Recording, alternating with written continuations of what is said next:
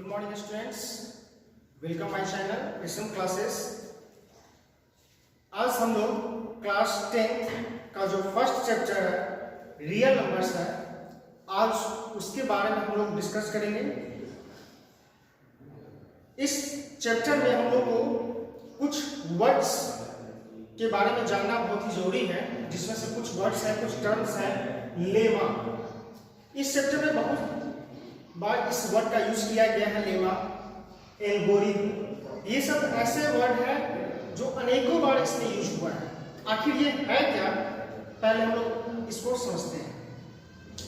Algorithm से पहले हम लोग लेमा को समझते हैं कि लेमा क्या है। Lemma is a statement that is thought to be true and is used as the basis of testing the truth of another statement. Lemma जो है कि एक स्टेटमेंट होता है, एक कथन होता है जो प्रूव किया होता है, जो सत्य होता है। और इस स्टेटमेंट का प्रयोग इस स्टेटमेंट को आधार मानकर अन्य स्टेटमेंट को प्रूव किया जाता है। लेमा एक प्रूफ किया हुआ स्टेटमेंट होता है। हम लोग इसको ऐसे ही बता सकते हैं कि a lemma is a proven statement used for proving another statement.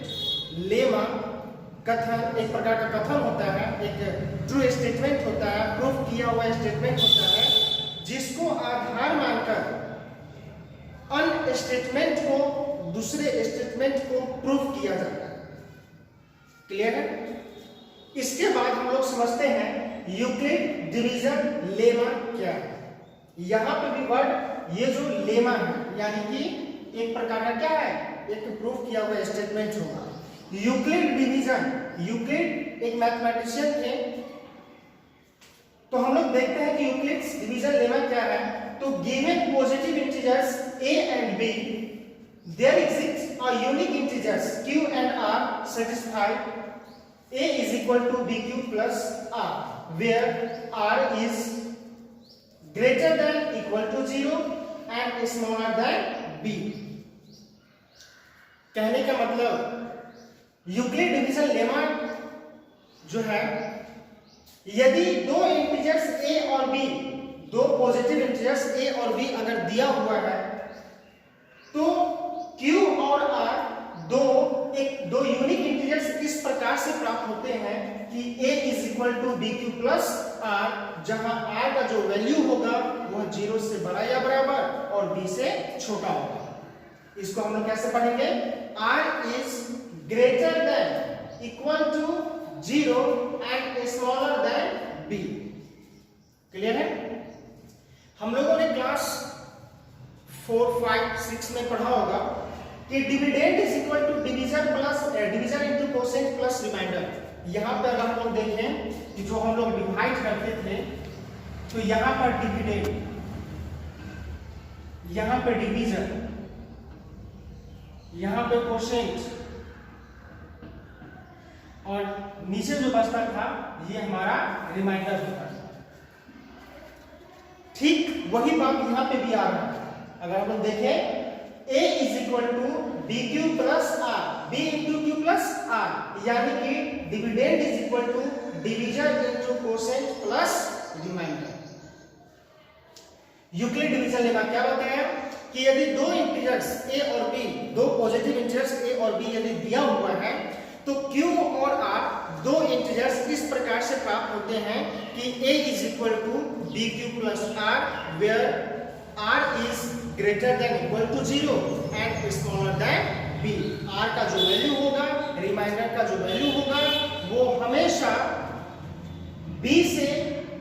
हमेशा 0 से बड़ा या बराबर।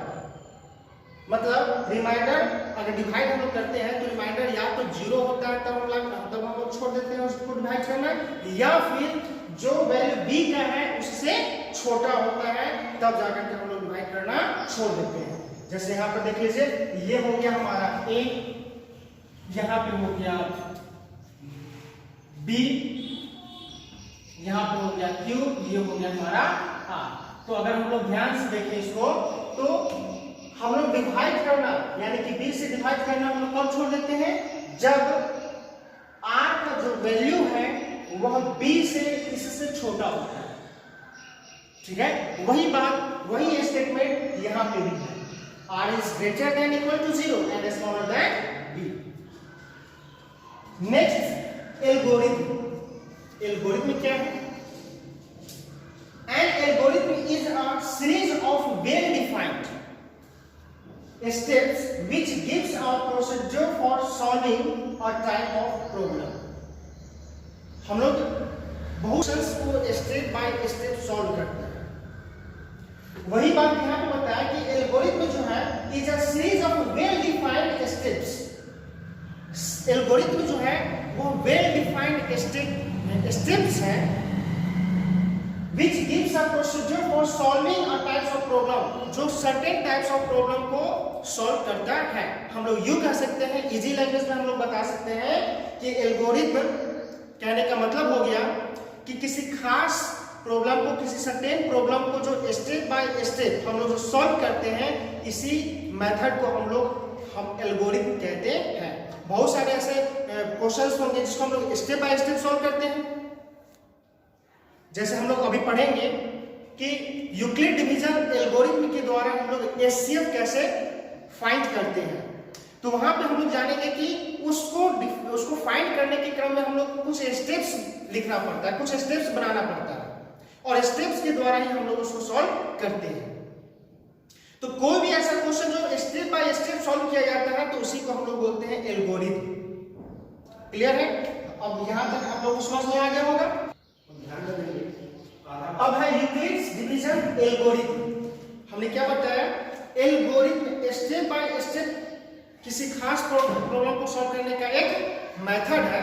तो यहां पे हम लोग देख रहे हैं यूक्लिड्स डिवीजन एल्गोरिथम क्या है। To obtain the HCF of two positive integers से c and d with c greater than 0। कहने का मतलब ये जो यूक्लिड डिवीजन एल्गोरिथम है, यह एचसीएफ फाइंड करने का एक मेथड है। हम लोग यूक्लिड डिवीजन एल्गोरिथम से क्या फाइंड करते हैं? तो एचसीएफ किन दो इंटीजर्स का? तो पॉजिटिव इंटीजर्स का। क्लियर है? तो यूक्लिड डिवीजन एल्गोरिथम किसी एचसीएफ यानी किसी दिए हुए दो इंटीजर्स, दो पॉजिटिव इंटीजर्स का एचसीएफ फाइंड करने का एक मेथड है। अब इसके द्वारा हम लोग कैसे फाइंड करेंगे एचसीएफ, उसको हम लोग देखते हैं। एक क्वेश्चन लेते हैं कि 48 और 18 का एचसीएफ कैसे हम लोग फाइंड करेंगे इस यूक्लिड डिवीजन एल्गोरिथम के द्वारा। तो सबसे पहले फर्स्ट स्टेप हम लोग को करना क्या है कि ये जो 48 और 18 है, इसमें देखना ये है कि बड़ा वाला कौन है और छोटा वाला कौन है। ठीक है, यहाँ पे ग्रेटेस्ट इंटीजर और स्मॉलेस्ट इंटीजर कौन हुआ? तो हम लोग देख रहे हैं कि ग्रेटेस्ट 48 है, स्मॉलेस्ट 18 है। तो हम लोग ए ग्रेटेस्ट इंटीजर 48 लेंगे और सेकेंड जो स्मॉलेस्ट इंटीजर है वो 18 है, उसको हम लोग बी मानेंगे। क्लियर है? अब फिर हम लोग जो हम लोगों ने पढ़ा कि a is equal to B Q plus R, इसको ध्यान में रखना है। यानी कि dividend is equal to division into quotient plus remainder. यहां पे हम लोग 18 से डिवाइड करते हैं 48, तो ये हमारा हो गया 2 टाइम्स 36 to 1। यानी कि हम लोग लिख सकते हैं कि 48 is equal to 18 into 2 plus 2। हमने लिखा। यहां पर हम लोगों ने देखा कि जो स्मॉलेस्ट था उसको बी माने, जो ग्रेटेस्ट था उसको ए हमने माना। और यूक्लिड डिवीजन एल्गोरिथम की सहायता से हम लोग को इससे फाइंड करना है। तो 48 और बी दो इंटीजर्स हम लोग को दे दिया, क्यू और आर। ये हमारा क्यू है और ये हमारा आर है। ये क्यू और आर दो यूनिक इंटीजर्स हम लोग को प्राप्त हुआ इस प्रकार से कि a इज इक्वल टू क्या है? bq plus R, where r is greater than equal to 0 and smaller than b।